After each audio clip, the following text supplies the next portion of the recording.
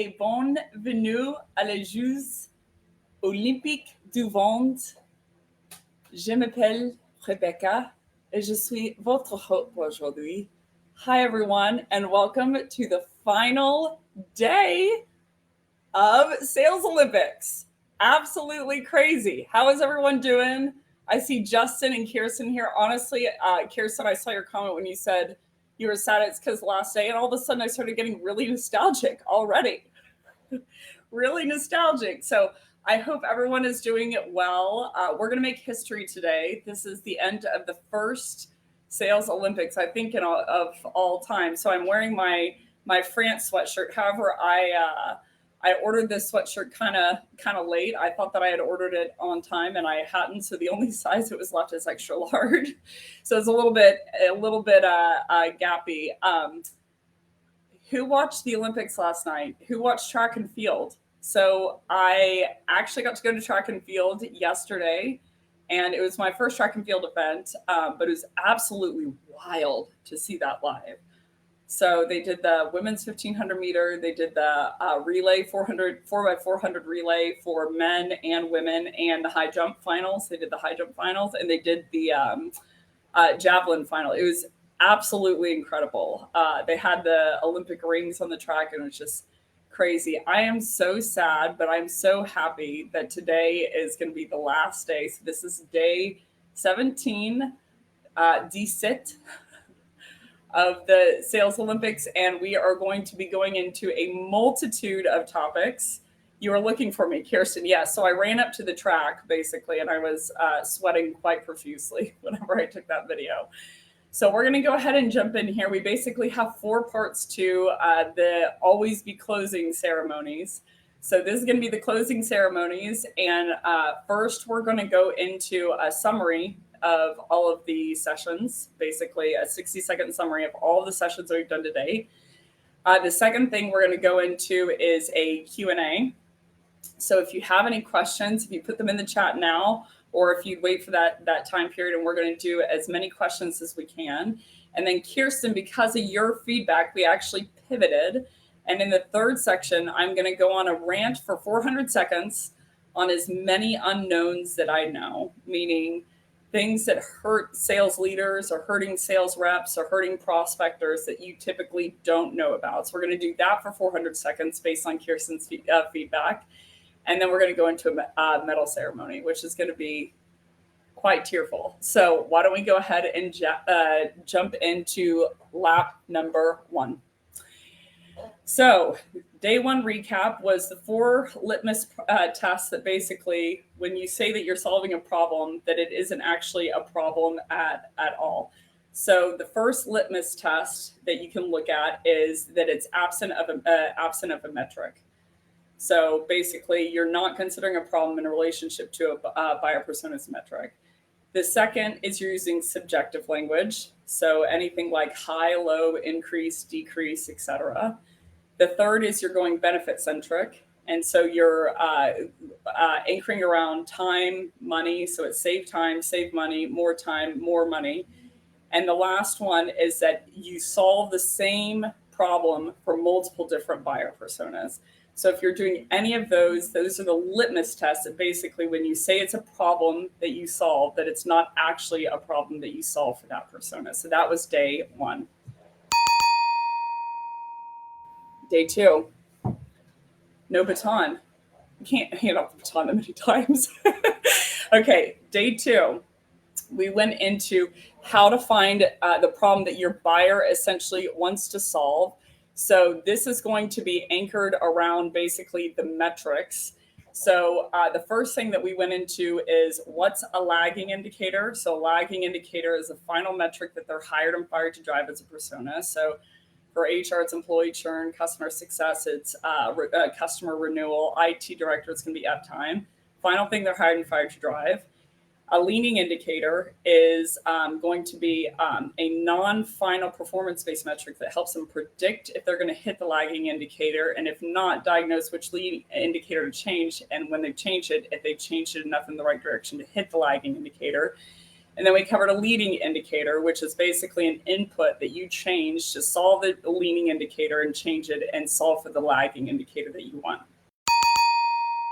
So you anchor around all of those. So that was day number 2, is how to find the problem that you want to solve is around the indicators.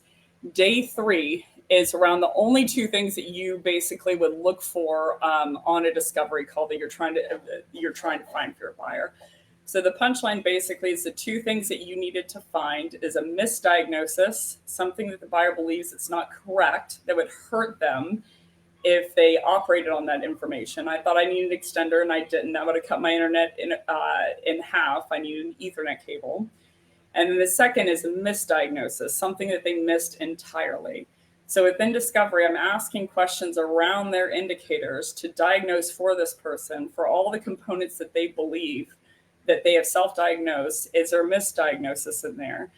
And then for the second piece, is there any sign that something exists, a tactical problem, root cause, business problem, current or future impact, or current or future event trigger that they didn't know that existed affects them? That's day 3. This is the most rapid fire. Okay, let's keep going. Day number 4 is the different problems that you basically solve for your buyer. So there's basically, we went into what's a pain versus a problem. So pain is a negative experience, and a problem is anything that you solve or solve for. So all pains aren't problems, all negative experiences you don't do something about, and all problems are painful yet. Sometimes there is no pain in the present, and you're solving to avoid pain in the future. The first type of problem is a business problem. It's attached to your lagging indicator. So let's take SDRs, for instance. They're at 3 meetings, and their goal is 10 meetings. So you have a 7-meeting business problem. Second type of problem is a tactical problem. What's the leading indicator that you need to change, and by how much to be able to hit that goal of your lagging indicator?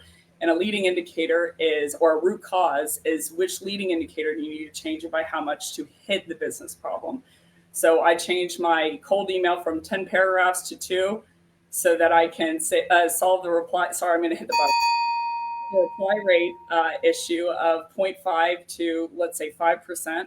So I can solve the business problem gap of only achieving 3 meetings to achieving 10 meetings. So those are the 3 types of problems. Business problem is attached to lagging indicator, tactical is attached to leading, and leading is attached to the root cause. Okay, let's go into the next file. Woo, I am out of breath. I am sweating. 4 different types of impacts that your buyers want to avoid. So an impact is anything that happens because the business problem exists. So let's say on the same example, my SDR is at 3 meetings, they need to be at 10 meetings. What happens to them because of that? So there's a persona impact. How does that impact them in their role or personal life? A horizontal impact. How does that affect the teams around them? And a vertical impact. How does that affect their leaders? So in this example, 3 meetings to 10 meetings, that's a goal. So you have a 7-meeting business problem, 7-meeting change business problem. The persona impact could be they're on a PIP. The future impact would be they can be let go or they can't pay their bills. Horizontal is the AEs aren't at their quota because the SDR isn't their quota, and same with CX and AM and RM team. And vertical is the CRO is missing their quota because the SDR is missing their book meeting quotas, and so are the AEs because of the BDR. Those are the 4 types of impacts. That was day 5. Let's go into day 6. Day 6 was the difference between status quo and indecision. So in a punchline, status quo is someone doesn't think the problem's big enough. Indecision is basically they do think that it's big enough, but they still don't close anyway. 40% of your deals are lost to status quo, 60% are lost to indecision. And the 3 types of techniques that people deploy on people is COI, ROI, and discounting, which if you apply those to indecision deals, it'll actually plummet the likelihood you're going to close. So we're going to go into the next section, but what they're trying to drill up is FUD, fear, uncertainty, and doubt. In ROI selling, the fear that they won't get all of the benefits. COI selling, that the fear of staying still is going to hurt them. In discounting, the fear that if they don't take advantage of the price, it's gonna go away. But there's a second group of fear, which is FOMO, the fear of messing up, that you need to drill down in terms of indecision. Okay, day 7. So we can go deeper on that topic. ROI is basically all benefit centric. There's only two benefits that people always want more of and never have enough of: time and money. So in ROI selling, basically people are going after all of the generic benefits that someone receives: save time, more time, more money, wasted time, wasted money, etc., to try to make the buyer believe that they should buy more. COI selling, which is the most deceptive selling, I'm convinced, on the planet, is you're basically trying to bend the buyer's opinion that if they say still, it's going to be worse to them as is. So you're going to see a lot of self-diagnosis questions in here. What's the impact to you? What's the root cause? What are the ripple effects? What's going to happen to you if you don't move forward? And essentially, both of these practices, if you use them on indecisive deals, you're going to drill up their FOMO, that they're feared that they're going to mess up, and drive up their omission bias, basically plummet down your conversion to close one because they don't believe you even when you're trying to convince them. Day 8. Let's go, baby. The 4 parts to a stellar cold email. Wow. Okay. It's, did they get it? Did they open it? Did they read it? And were you relevant? Did they get us down to email deliverability? If you have anything less than a 50% open rate, then you have an email deliverability problem. I would check custom tracking link, DKIM, DMARC, SPF, no more than 50 emails per day. Trim out your links. The second one is, did they open it? That's going to come down to pattern interrupts. So basically, the reticular activation system sitting at the bottom of your brainstem is telling your brain to only pay attention to things that don't look normal. So you have to break the pattern of what a normal subject line looks like to get an open. The third one is, did they read it? Use more punctuation, more acronyms, no company name, only 4 lines, no 2 lines in a paragraph. And were you relevant? I'd anchor to a metric and a business problem, tactical problem, or root cause that they didn't know about that they want to solve once they know about it. Day 9. Who's sweating? I'm sweating. No one's sweating. Just kidding. Y'all saw a video of it yesterday. Okay. 3 steps to a disco call. Step 1, step 2, and step 3. Step 1 is find out what they believe and why they believe it. Step 2 is make your own diagnosis. So step 1 is self-diagnosis, uncovering what they believe and why they believe it. Step 2 is find out your own diagnosis. The difference between the two should be misdiagnosis, things they believe that aren't true, and a misdiagnosis, things they missed entirely. And that's the value to a buyer. And step 3 is diagnose unknowns. So the things that you can look for are a root cause, tactical problem, business problem, leading indicator, lagging indicator, current persona impact, current vertical impact, current horizontal impact, future persona impact, future horizontal impact, future vertical impact, driving impact, master problem, outcome, current event trigger, future event trigger. What do they believe? Why do you believe it? Diagnose what you believe, and then you are hypothetically adding value with the difference. Okay. Day 10. Let's go into day 10. Okay, why you shouldn't want to get multiple. Yeah, this one's dumb. Why, meaning that people believe, sorry. Why you shouldn't want to get multiple buyers to agree on what problem they want to solve. I hear this advice. It makes me mad every single time that I do, and then I have to calm down from it. Every single time you change buyer personas, you change metrics. So problems are only in relationship to their metric. So if I'm trying to get sales enablement and sales ops and SDR and AE and marketing to all agree on the same problem, they're never going to agree, even if you get them to say the words. So within multi-threading, every single time you come across another buyer, you need to anchor to their metrics and diagnose unknowns for them. Might sound exhausting in the beginning, but the more and more people that you come across that you diagnose problems for, the more and more people who want to solve that with you because you have credibility. The more that you don't, the more people are going to be not advocates. Okay, let's keep going. Day 11. Oh my gosh. Okay, pain versus okay, this one's a big one. Pain versus problem. Pain's any negative experience, problems anything that you want to solve or solve for. Business problem is the change in the lagging indicator that they need to see, where they at to their goal. Tactical problem is the leaning indicator change that you need to see, where they at to what supports solving the business problem and hitting the lagging indicator goal. Root cause is a leading indicator, where are they at and where do they need to go to solve the business problem and hit the lagging indicator goal. Persona impact is what happens to them in their personal life or within their role or department because the business problem exists. Horizontal impact is what happens to the teams lateral to them because their business problem exists. Vertical is what happens to their leaders because the business problem exists. Driving impact is the main thing that they want to change by solving the master problem.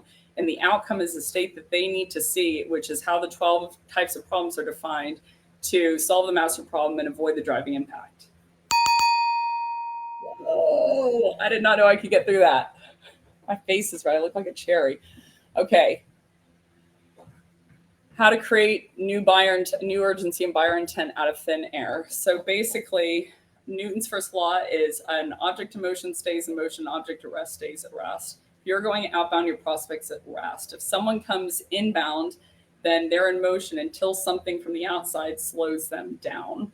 So essentially, how you create urgency out of thin air is that you create a problem out of thin air by diagnosing something that they didn't know. So when my friend Simone diagnosed that the Olympics were going to happen, it created new buyer intent for a remote out of thin air. I wouldn't have solved for it before. Now I would solve for it. When my dentist found the impact that my gums were receding, what would happen to me if I kept brushing so hard, they found an impact that I didn't know about. So all of a sudden I had buyer intent, mass buyer intent for a new electric toothbrush. No buyer intent beforehand, tons of buyer intent after. Voila. Day 13. Let's go in. Okay, all the questions that you should never ask. Okay, leading questions. The first type is leading questions. So this is anything in your mind that you're trying to lead them to say something, admit something, or think something so that you can sell to them. So do you want to lose weight? Do you want more money? What would 15 to 25 qualified meetings per month mean to you in your business? So you're trying to lead them somewhere. Good self-diagnosis test is if you are, when they're talking, you're busy thinking of your next question.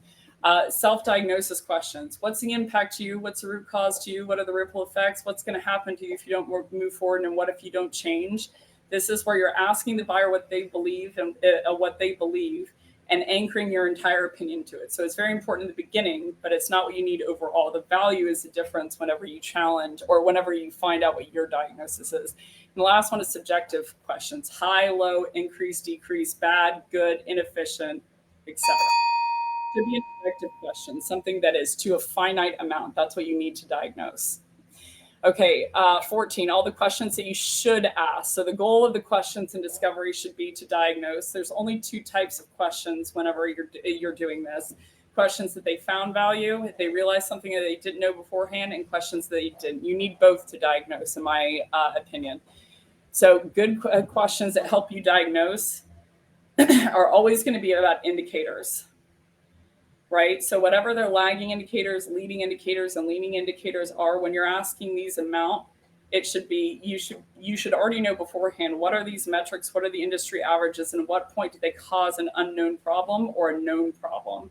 So when I ask open rate, if it's 30, I'm like, they're probably not at quota, and they have an email deliverability problem. If they say 5, I'm like, they're blacklisted and they're definitely not at quota. If they say 60, I'm like, they don't have an email deliverability problem, and I bet they're at quota. So the questions are always around those metrics to find the things that they knew about and didn't know about.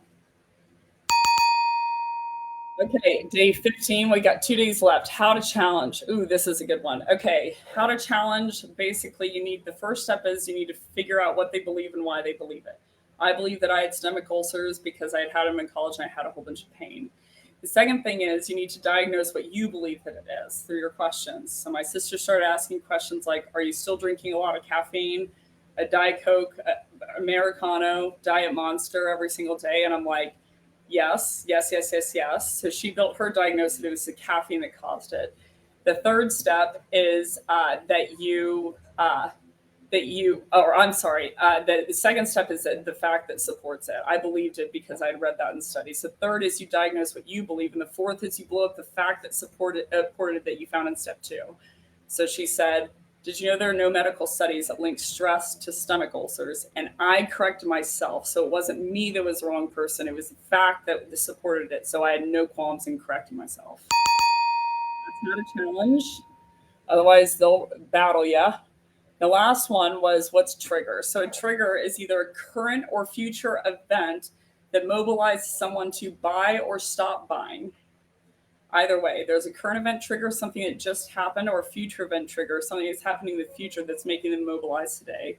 There are three types of triggers: triggers that you can affect but are at your expense, like discounting; triggers that aren't at your expense but you can't affect them, like they get new headcount internally to handle the project; and then ones that you can affect that aren't at your expense, like diagnosing something you didn't know. There are 12 buckets in total. 5 are solution centric and are the bad ones. What's the availability of those resources that they need? What are the resources they need for the product, the efficacy of your solution, et cetera. Most of them you either can affect or they're at your expense. And then the good ones are the 7 solution diagnostic centric are pain, pleasure, tactical problem, business problem, root cause, current impact, future impact. I think that's it. 1, 2, 3, 4, 5, 6, 7. Yeah, that was 7. That's all the days. How's everyone feeling? I just got a couple of text messages. Is everyone still alive? Those are the recaps. So those were all 16 days. But the massive recap is learn about your buyer, learn about the things that they don't know, and all your questions should be stacking up into finding things that they believe that aren't true and things that they have missed entirely. That's where you add value. That's where you create rapport. That's where you take care of your buyer. That's where you reinstill yourself to their side. That's where they buy more. That's where you increase the size of the problem. But that's where you really change someone's world because of their interaction with you. That's the point of selling, is to help them, save them from making a mistake that they would have made without you because you didn't get involved. Okay. Lap 2. This is Q&A. What questions do we have? I'm just going to sit up here and see what questions, wait for what questions we have. Does anyone have a question? What was your favorite day of the Sales Olympics? Ooh, day 6 and 7. Status quo and indecision. Specifically why COI is so dangerous and why it's horrible to your buyers. That was my favorite, probably my favorite day. Because I think a lot of people unknowingly are executing on principles like that, and they're using COI and they justify it in their brain of like, oh, let's calculate the cost of impact. And yeah, anytime something is close to the truth and it looks like the truth, it's more dangerous because then your buyer starts to believe it. And that's really dangerous because you weren't after actually helping them. So if best case scenario, you end up finding things as a default of things that they didn't hurt them. Would you recommend opening an email with lagging indicator, like talking about MRR or not? So basically, Justin's question is, should you open with a lagging indicator? I wouldn't. 2 reasons why. Everyone always knows their lagging indicator and they always know their goal and where they're at. So that is the definition of pain. So you're not anchoring to anything that they didn't know. I'm French now, right? So I'd let them do the math in their head, basically how that affects the lagging indicator.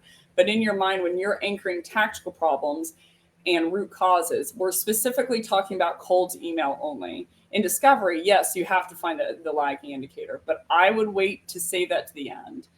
Meaning I need to ask a whole bunch of tactical problem questions. I need to ask a whole bunch about their leading indicators and their root causes anyway. So if I can find value early in the call, you got to keep in mind that's a very big source of pain. And it also is a source of embarrassment for a lot of people. So I typically don't even lead there in discovery. Like I'll get there near the end, but I want to add some value first. So I certainly wouldn't do a cold email. It might come off as, now if you're relating an unknown, you're like, I'm sure you already know this, but if, anything less than a 50% open rate is going to cause it shows that you have email deliverability problems. And if you're linking that back to how it affects the lagging indicator, how many on average less meetings are they going to book? That's where I think it's more viable. But, Yeah, I wouldn't lead with email usually with the lagging indicator. What's the first concept a new rep should get into when learning about diagnostics selling? Yeah, the main concept is actually, oddly enough, not a concept. Okay. The main thing that they should do, great question, Simon. Main question that, and I'm excited to go to closing ceremonies with you tonight. The main question that or thing that they should do is Google your buyer's metrics, find out what the leading, leaning, and lagging are, find out the industry averages, and at what point do they cause a problem. That is at the core of diagnostic selling. You cannot diagnose without information, and you can't have information unless you learn that information. So that's the first thing that I would, oddly enough, push people to do is actually, if you're going to put all my concepts aside, only learn one thing, I would say I would go after my buyer's metrics. That's the number one thing that you need to learn. From a tactical perspective, the thing that they need to learn that I think is the most quippy, so to speak, is when your buyer asks a question, or when your buyer says a statement, you ask a question. When your buyer asks a question, you still ask a question. You should not be talking in discovery at all, except to ask a short question. And the questions shouldn't be leading, subjective, or self diagnosis. So anytime that they give you something, they're like, have a really bad open rate. I'm like, what's bad mean? Anytime that they bring up a problem, they're like, oh, yeah, we've really struggled in terms of quota attainment. I'd say struggle in terms of, and I make them keep going. But the questions that I need to know is what is the quota based on? What's the ASP? What's the sales, the conversion? Where are they currently at? And what is their goal? So I think that the most important thing that they need to learn, number one, is actually not a concept of mine at all, of meaning I would go learn about your buyers. And the second thing is that all your questions should be objective questions about their indicators only. No, do you have bad open rates? Do you have bad cold emails or low conversion into close one or long sales cycle or low ASP or high amount of discounting? I'm like, what's high? What's low? So I would encourage people to ask objective questions about their indicators only. But great question.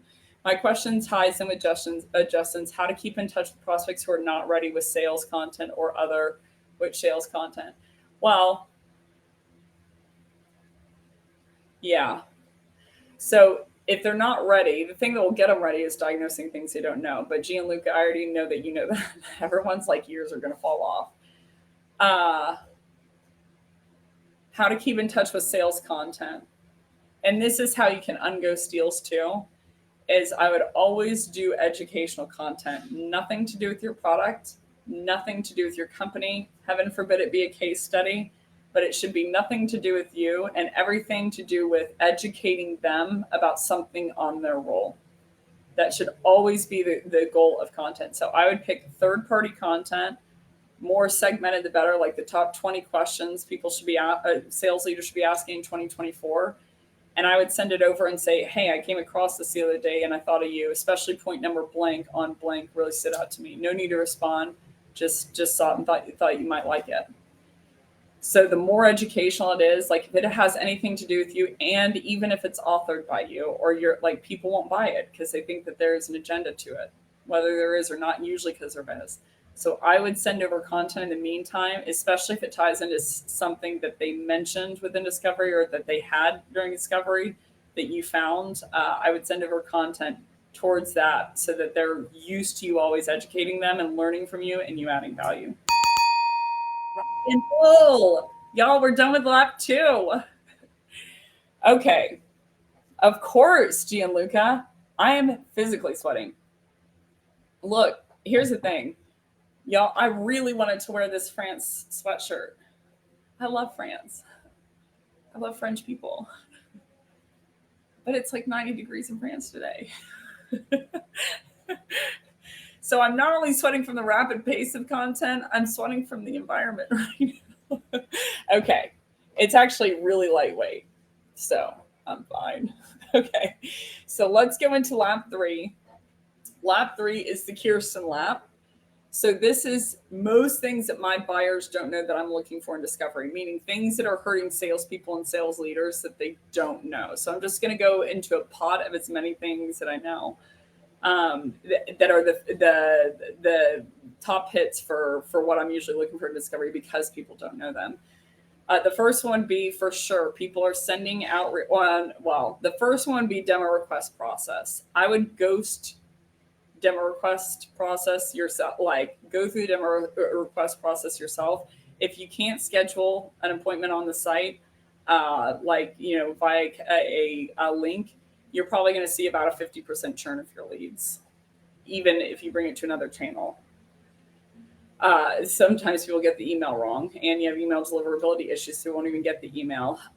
If you're round robining leads, or if you're waiting to get to people on Monday that reach out to you on the weekend, then you're probably losing about another 25%. And if you're scheduling a first appointment with a SDR so that they can qualify them and ask them bank questions, you're going to piss a lot of people off, but also you're going to lose about another 15% of your leads. So I'd say the number one problem, and the reason it's a problem is because it becomes an MQL either way, so marketers don't look at it, and sales leaders think it's a marketing thing, so they don't check it out. But the average conversion into people who request a demo into people who actually just get a first meeting is 9%. Highest I've seen is 22.5. Lowest I've seen is 4th. That is definitely a low-hanging fruit. Second biggest low-hanging fruit is email deliverability. So y'all have heard me talk about this ad nauseum, but less than a 50% open rate and you have a deliverability issue. So I would check to see if you have a custom tracking link set up, DKIM, DMARC, SPF. Lemlist, Lempire is a great resource hub for this, to check your domain health, to get some kind of warm-up services. But from a tactical perspective, I would avoid the word free, problem, increase, discount, click here, sign up. There's a list that we have in the cold email one-sheeter. No, I would try to avoid links. Take out the phone number linked in your profile or your signature line. If you have your website in there and then you have a Calendly link, you're just increasing the odds that they're not going to deliver it. The third one is if your SQL, whatever term you're using, is based on subjective criteria. So like authority, need, those are usually the biggest ones, authority and need. I would make those objective criteria. The reason is you have to keep in mind that AEs are incentivized to disqualify. They don't want it to count unless they can close it, right? So a place that you can go and look for a hotbed on, so usually what it yields is you don't have any data at all about basically your closed one. You just have what they thought would close into what was closed one. So I would do one of two things. Well, the first place you can look is how many days before closed one did people put in their opportunities. Usually you're going to find some major outliers, like it was 2 days before for an enterprise deal. I would look at the swing between AEs of how many they're accepting. But essentially what I would do is I would set up objective criteria. They have to be over this level of title, in these 5 disciplines. If they're not, they can disqualify. That's fine. But if they are, then it's qualified. Or if you have like employee headcount, for instance, something that the SDR can control, more than 200 employees, for instance, or so I would set the criteria at that. If they showed up, then basically it's qualified. I would give the AEs only 24 hours to say whether it was qualified or not. They can't wait it out and see does it close before they say that it's an SQL or not. And I would define the rule as if they tried to set up a next meeting, they set up a next meeting, or they sent a follow-up email to the prospect, it was qualified. So I wouldn't have my AEs sneaking in and working deals and then not counting them into pipeline. So that is a third big unknown. Fourth big unknown is time of day that you're calling and sending emails. I would not send or make calls on Monday at all. I'd use that day all for basically researching accounts, crafting emails, writing emails, internal meetings, etc. The main hit times that I would send emails and make calls is going to be Wednesday, Thursday, afternoon from 2 p.m. to 6 p.m., Friday all day. You could arguably do Thursday morning too, and Tuesday afternoon too. But I would say no earlier than Tuesday afternoon, 2 p.m. to 6 p.m. Another big unknown is I wouldn't send more than 50 emails a day. So, and all the subject lines have to be different. So I would include a piece of personalization. Another big unknown is companies identify their ICP as who they want to talk to, and they go after C-level. And then I'll ask them, like, what kind of companies are you going after? And they're like, enterprise. And like, so you're telling me that you want your SDRs to set a meeting with the CTO of Dell? And they're like, yeah. I'm like, okay. I want to be married to David Beckham or Jude Law in The Holiday, not Jude Law now. I'm like, it's not going to happen. The CTO of Dell is not going to sit on a discovery call. So that is another big unknown for people. Another big unknown for people is they think that 20% is a normal conversion rate, where it's 6% for outbound, it's 35% for inbound. Another big unknown for people is if I would just check the last 50 emails that your SDR sent out, voila. I would also check how many emails and calls that they're sending and making per day. Voila. Most people aren't checking those. And once you see it, you usually autocorrect. Another one that you can do for SDRs is ghost dials. So you can build a report for any time that they made a call that was under 3 seconds. It's a ghost dial. So they're trying to throw the activity metric. Another big one, okay, unknowns. No show rate. I would schedule your meetings only for the afternoon, not the morning, or you're going to 3x the likelihood that they basically no show to the appointment. Reply rate is 0.5 to 0.7. Oh, time from when you scheduled the meeting. For that day is the best. Anything over 5 days in your host. So I try to schedule it for within 1 or 2 days in the afternoon for your prospects for your meeting. There's probably 15,000 more, but those are all I could think of in 400 for 100 seconds. Don't ban people. That's another one. And AEs, I would look at their calls and just track when their prospect said something, did they start talking? Or did they ask a question? Honestly, you're going to sop up everyone. You're going to hit everyone there, but for the good or for the bad, or however you want to think of it. But most people are going into case studies or stories or demoing in discovery in the same, they're not asking them questions. And if they're asking the questions, they're self-diagnosis questions. Self-diagnosis questions,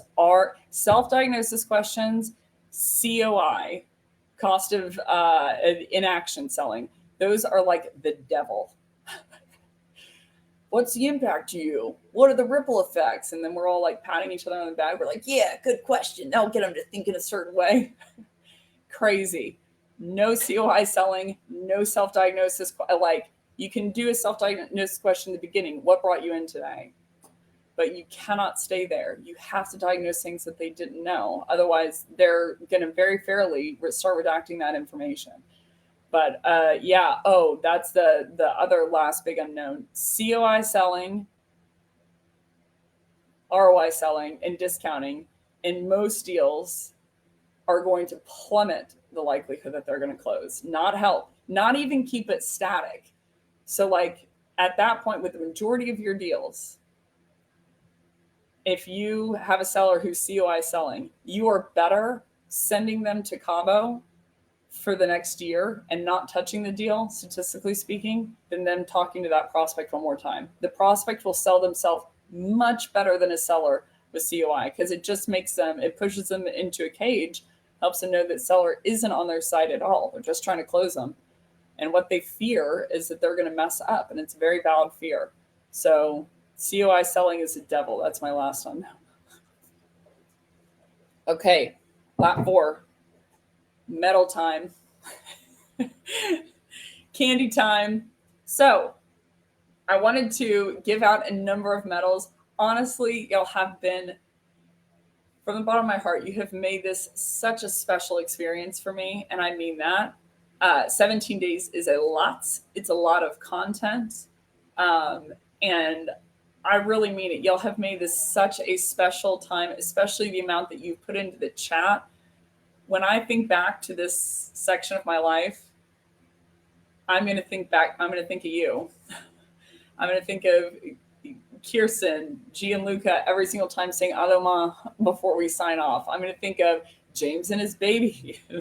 Justin, I think you were like cracking into a wall at some point. You had you in the headphones. So I just wanted to thank everyone who really, showed up to this series, made it so much fun. I know that it's even early in the morning for y'all. And so when I think back to this time period, even though, I went to some real Olympics events, but I was legitimately getting sad when I heard this video because I was like, this in the waiting room, because I was like, this is the last time that I'm going to hear this. So I just wanted to thank you all, not only for showing up and giving me your time and privilege of your attention, but also for the wonderful comments and questions and buy-in, and on and on and on. Like your questions and your comments were just incredible, and I mean that. Like, sometimes I'll be struggling. I'll be like, okay, I'm going to ask this question. Like, if I'm training, I'll be like, is anyone going to answer this? You all, it was just so impressive to me that you showed up so like willing to throw things into the chat to really build this process out. So it certainly has felt more like a we thing than it ever did a me thing. And that is, I mean this from the bottom of my heart, that is because of y'all. So I'm like, I know everyone's, name in my head. Like when I was thinking of medals, I was like, I know everyone's name because of how much they put into this process. So I just want to thank all of y'all for making this time so incredible, and for giving me a piece of your day every single day for the last 17 days. Okay, so medals. So Min has put up a number of, and yes, you're going to get an actual gold medal. So Min, if you would queue up our first medal recipient. So the first gold medalist is going to be James Fox. I'm pretty sure his wife is having a baby right now. One of the questions that stood out to me that he asked was, if the persona is too low on the totem pole and has no real horizontal or vertical impact, does that mean the problem has a low probability of being solved? So that was a question that stood out to me. But gold medalist, James Fox. He's going to be like in the hospital. I'm going to be so sad if he actually is in the hospital watching this. So the first gold medalist is James Fox for this question. Okay, second gold medalist is going to be Justin Varghese. Is that how I say that? Is it Varghese? You said, how can we detect better if the deal is not closing due to status quo or indecision? Such a technical question and such a great question. So we can change how we approach the situation to close the deal. So Justin, let's give a round of applause for Justin. Everyone on the line, for Justin for the, I don't know if you like France, but we're going to wave the France flag. So you're the second gold medalist is Justin for this incredible question and for everything you put in along the way. Justin, you've been one of the most active people and made this just such an incredible process. Okay, so Justin is our second gold medalist. Third gold medalist, Ian Frazier. So the question that stood out to me was, you said sometimes there could be a buying decision between 10 to 15 people in different disciplines. The customer often falls back on COI and ROI to justify expenditure. Justin came in here. Of course, Justin, you get an actual medal. So for everyone who is getting a medal today, especially if you're watching live, if you would reach out to Min with your address, or I'm going to have Min stalk you. But if you give them your address, because we actually have a weighty gold medal with the French flag, French colors as the actual strap that we're going to send to people. So if you reach out to Min, he's in the chat. You don't have to post in the chat, obviously, if you for privacy reasons. But if you reach out with your address. So Ian said, falls back on COI and ROI to justify expenditure. Should we get involved with them and entertain COI and ROI at this stage? So Ian, for this question, for the depth of this question, for the thought that you put through, we are awarding you the third gold medal of the day. So congratulations, Ian, for the gold medal. Okay, fourth gold medal. Of course, Kirsten Ferris. Kirsten. Okay, this was one of the questions, but honestly, we had so much to choose from for a lot of you. But Kirsten's a great example of that. What percentage of deals fall out because even your diagnosis doesn't find something that's big enough to move forward? That was a meaty question. So for this question, and just for being incredible overall, Kirsten Ferris is our fourth gold medalist. So everyone out there in LinkedIn land, give a Ale for Kirsten. So Kirsten, thanks for digging in. Okay, next gold medalist.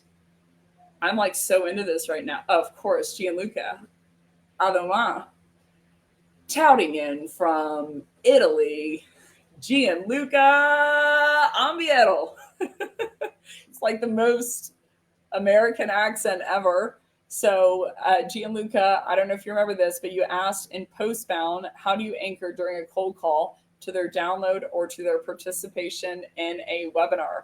So, Gianluca, for this reason and for multiple others, you get a gold medal. But especially when I think about signing out at this point, I think about you. I think about how you always say "Aluma" before I can even get to it. So thank you. Tuning in all the way from Italy, Gian. Like you have a very, like announcing name. I would want to announce you if you're in the Olympics. So for that reason, you get a gold medal. I hope y'all don't think these are cheesy. They are, but I hope that you don't think that. Okay, next gold medalist, Federico Garcia. Here's the thing about Federico. I can now at this point tell when it's Federico dialing in from Mexique, even though for some reason on the software, it always says LinkedIn user. But I can tell from how witty the comments are that it's Federico every single time. So Federico, you are the is that sixth gold medalist from Mexico, from Mexico. Federico, I think, is the sixth gold medalist. So thank you, Federico, for putting so much in the process, even though I called you LinkedIn user countless times, more times than I want to admit to, I guess, at this point. Okay, next gold medalist, Lori Richardson. Y'all, tuning in from Cape Cod. We've got Lori Richardson. Oh, there you go. See, it says LinkedIn user still, Federico, from your comment. Anyhow, thank you for giving it. Lori Richardson. So Lori is one of my personal go-tos, friends, mentors. And seeing her being in every single day, even while on vacation, and even while I probably chew her ear off more times than she can count. When she's home now. It's Lori's home now. Even though I call her about random stuff, and I'm like, I have a question, I have a problem, and she always picks up the phone. She always, sings me back to sleep. Prevents me from doing some pretty rowdy stuff that I shouldn't probably be executing on. But just seeing her support, even though she's probably heard me for hours and hours and hours, chew her ear off about things. It's really incredible to have you here, Lori. So, Lori, you are the seventh gold medalist of the Sales Olympics. Okay, next gold medalist, Mari Koch. So some of them, full disclosure, we got this idea about the questions like less than 24 hours ago. So some of them we didn't put actual comments and questions with, but they're all on our hearts and minds. So Mari, you are our eighth gold medalist for always showing up, always having such a great attitude, constantly being in the chat with witty remarks out of left field. So I thank you very much for attending this entire time, and you are eighth gold medalist. All right, number 9. Jay Frank. Jay Frank, you're going to have to remind me where you're tuning in from, because I know that you changed locations several different times. You are our 10th, 9th, 10th. Oh, Mari's back in the chat. Mari's back in the chat. Hi, Mari. So y'all are going to have to excuse me. I am switching locations sometimes in my head. But Jay Frank, you are our 10th gold medalist at this point. So thank you for tuning in. Thank you for being a part of it. Robert Reuter, Spokane, Washington. That one I know. Robert, thank you for all the witty jive-in, especially Robert. You tuned in on the one time that we screwed up the invite, and we didn't do it until like 8 o'clock at night here, or 9 o'clock at night here, something like that. You still attended, even though we were several hours off. So Robert, thank you for tuning in, and I'm excited to hear your thoughts on The Evolving Self by Robert Keegan. So thank you for being so great with all of your comments. And Jean-Francois, Je pense that he's not here. I think he's not here right now. Otherwise, he'd be rattling off about the French. But Jean Francois for number one, dealing with my French, my terrible French, even though I'm trying really hard.